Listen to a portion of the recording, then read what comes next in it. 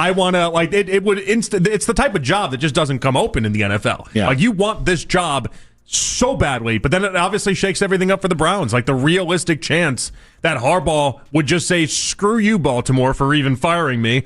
I'm going to go to the AFC North rival, and I'm going to go fix the Browns. I think they've got to be smart in terms of IQ, EQ, and football acumen. And obviously, they're going to bring expertise on one side of the ball. We do not have bias on whether they should be from the offense or the defense. The Baltimore Ravens have just fired John Harbaugh, and all of a sudden, Browns owner Jimmy Haslam is making his move. This isn't just speculation anymore, folks. Multiple sources close to the organization are saying that Haslam has his eyes locked on Harbaugh, and the plan is crystal clear. Bring him to Cleveland to develop the next franchise quarterback, Shedeur Sanders, the same way he developed Lamar Jackson into an MVP. Now let me tell you why this situation is absolutely wild. The timing of all of this is just too perfect to be a coincidence. Kevin Stefanski was fired by the Browns just one day before Harbaugh got the axe in Baltimore. One day. You cannot tell me that there weren't some serious conversations happening behind closed doors between Harbaugh's agents and Jimmy Haslam. This level of coordination doesn't just happen by accident in the NFL. These are calculated moves by people who know exactly what they're doing. Was this all planned out weeks in advance? Only God knows for sure. But the pieces are falling into place way too conveniently for this to be pure chance. Remain with the organization. Absolutely. Great coach. Think about it. The Browns have been searching for their answer at quarterback for literally decades. They've cycled through more quarterbacks than most teams go through in their entire franchise history. Jimmy Haslam knows that if he's going to turn this organization around, he needs two things: a proven coach who can develop young talent, and a quarterback with the potential to be a generational player. With Harbaugh and Shedeur Sanders, he might have just found both pieces of the puzzle at the exact same time. Let's talk about what just happened in Baltimore, because this is where the story gets really interesting. Sources inside the locker room have been whispering about disagreements on play calling, about communication breakdowns, about a relationship that had simply run its course after all these years. That loss didn't just cost the Ravens a playoff spot, it eliminated them from contention entirely. And apparently, it was the final straw for ownership. The Ravens organization decided that after everything Harbaugh had done for them, after all the success, after developing Lamar Jackson into one of the best quarterbacks in football, it was time to move on. And honestly, when you look at how quickly they made this decision, you have to wonder if they'd been thinking about it for a while.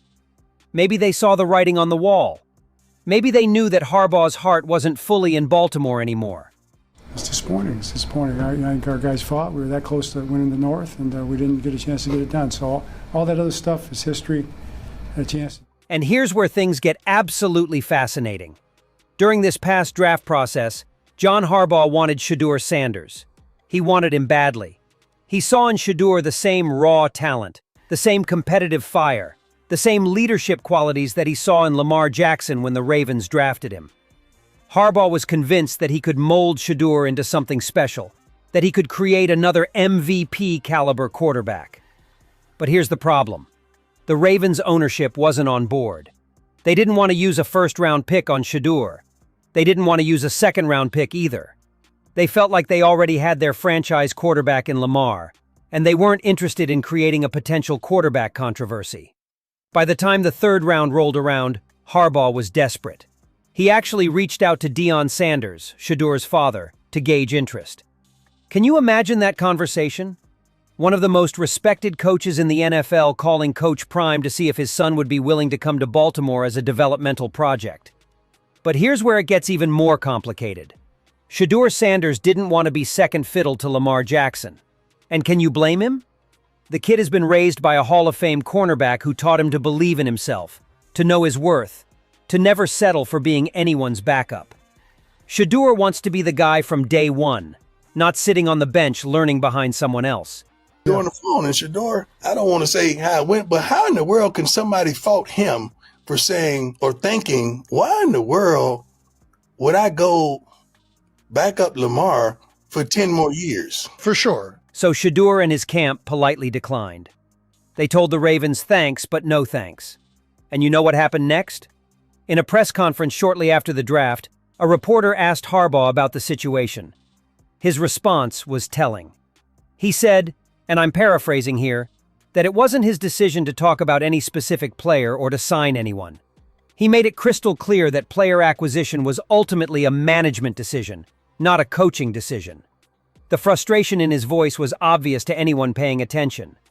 This was a coach who had identified the talent he wanted, who had a vision for how to develop that talent, and who was being overruled by people in suits who thought they knew better. From that moment on, you could see it in Harbaugh's demeanor. Something had changed. He wasn't the same fiery, passionate coach that Ravens fans had grown to love. There was a distance there, a sense that maybe he was already mentally checking out. He was unhappy about not getting Shedeur Sanders, and it showed in subtle ways throughout the season. The energy wasn't quite the same. The connection with his players seemed a little bit off. And when that final loss to the Steelers happened, when those rifts with Lamar became more apparent, it was like the dam finally broke. If we don't talk about the draft room decision-making process, so I'm not going to be able to answer that for you. As much as I may like to or may not want to, I'm not going to be able to answer that for you. Enter Jimmy Haslam. Now, say what you want about Haslam as an owner. The man has made plenty of mistakes with the Browns over the years. But one thing you cannot deny is that he's always looking for opportunities, always trying to find that winning formula. And when he saw what was happening in Baltimore, when he realized that Harbaugh might actually be available, he jumped on it immediately. Reports are coming out now that Haslam reached out to Harbaugh's camp within hours of the firing. The pitch was simple but powerful. Come to Cleveland, take full control of the roster decisions when it comes to quarterbacks, and we'll draft Shedeur Sanders for you in this year's draft. We'll give you the blank canvas you wanted in Baltimore. We'll let you build the offense around the quarterback you believe in. Goes away if you hire John Harbaugh. You can't say that about any other head coaching candidate. And frankly speaking, this could be an absolutely deadly combination. Think about what Harbaugh did with Lamar Jackson. He took a quarterback that half the league had questions about, a guy who was considered a running back playing quarterback by some scouts, and turned him into the most valuable player in the entire NFL. He designed an entire offensive system around Lamar's unique skill set. He protected him, developed him, believed in him when others didn't. Now imagine him doing that with Shedeur Sanders, a quarterback who already has elite pocket presence, who can make every throw on the field, who has been groomed for this moment his entire life by one of the greatest athletes of all time. Shedeur Sanders isn't Lamar Jackson. His game is completely different. He's more of a traditional pocket passer with the mobility to extend plays when necessary. But that's what makes this pairing with Harbaugh so intriguing. Harbaugh has proven that he can adapt his system to his quarterback's strengths. He's not some dinosaur running an outdated offense. He's innovative, creative, and most importantly, he knows how to get the absolute best out of young players.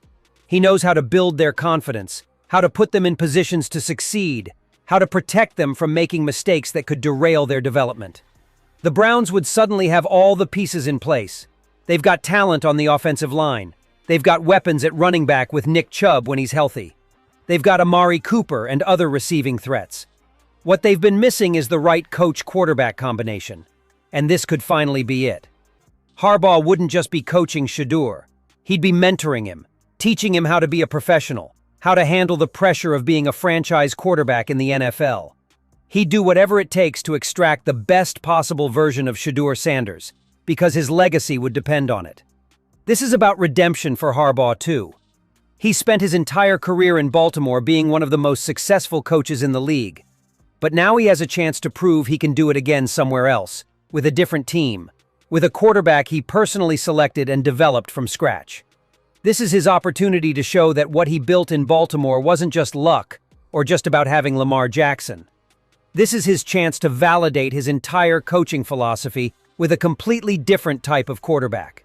For Jimmy Haslam, this would be the boldest move of his tenure as Browns owner. He'd be betting the future of his franchise on a coach who just got fired and a rookie quarterback who hasn't taken a single NFL snap. But fortune favors the bold in this league, and the teams that win championships are the ones willing to take calculated risks.